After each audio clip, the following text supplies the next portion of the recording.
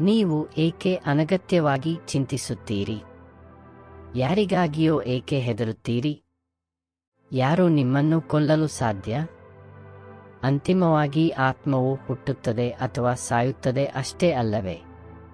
ಬದುಕಿನಲ್ಲಿ ಏನೇ ನಡೆದರೂ ಒಳ್ಳೆಯದೇ. ವರ್ತಮಾನದಲ್ಲಿ ಏನಾಗುತ್ತಿದೆಯೋ ಅದೆಲ್ಲವೂ ಉತ್ತಮವಾಗಿಯೇ ನಡೆಯುತ್ತಿದೆ. ಮುಂದೆ ಏನಾಗುವುದೋ ಅದು ಕೂಡ ಚೆನ್ನಾಗಿರುತ್ತದೆ.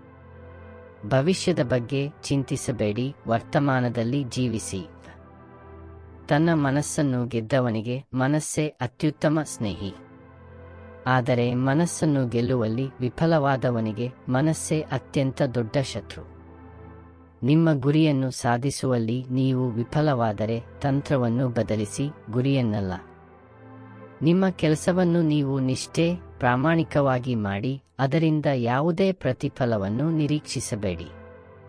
ನೀವು ಮಾಡಬೇಕಾದ ಎಲ್ಲವನ್ನೂ ಮಾಡಿ, ಆದರೆ ದುರಾಸೆಯಿಂದ ಅಲ್ಲ, ಅಹಂಕಾರದಿಂದ ಅಲ್ಲ, ಕಾಮದಿಂದ ಅಲ್ಲ, ಅಸೂಯೆಯಿಂದಲ್ಲ, ಬದಲಾಗಿ ಪ್ರೀತಿ, ಕರುಣೆ, ನಮ್ರತೆ ಮತ್ತು ಭಕ್ತಿಯಿಂದ. ಸಂತೋಷ ಎಂಬುದು ನಮ್ಮದೇ ಮನಸ್ಥಿತಿಯಾಗಿದೆ. ಅದು ಹೊರಗಿನ ಪ್ರಪಂಚದೊಂದಿಗೆ ಯಾವುದೇ ಸಂಬಂಧವನ್ನು ಹೊಂದಿಲ್ಲ. ಇಂದ್ರಿಯಗಳು ಮೋಹ, ದ್ವೇಷಗಳತ್ತ ನಮ್ಮನ್ನು ಪ್ರಚೋದಿಸಬಹುದು. ಈ ವ್ಯಾಮೋಹ, ದ್ವೇಷದಿಂದ ನಮ್ಮೆಲ್ಲ ಯೋಚನೆಗಳು ಒಂದೇ ವ್ಯಕ್ತಿಯ ಸುತ್ತಲಿರುತ್ತವೆ. ನಮ್ಮ ಬೆಳವಣಿಗೆಗೆ ಇದು ಮಾರಕ.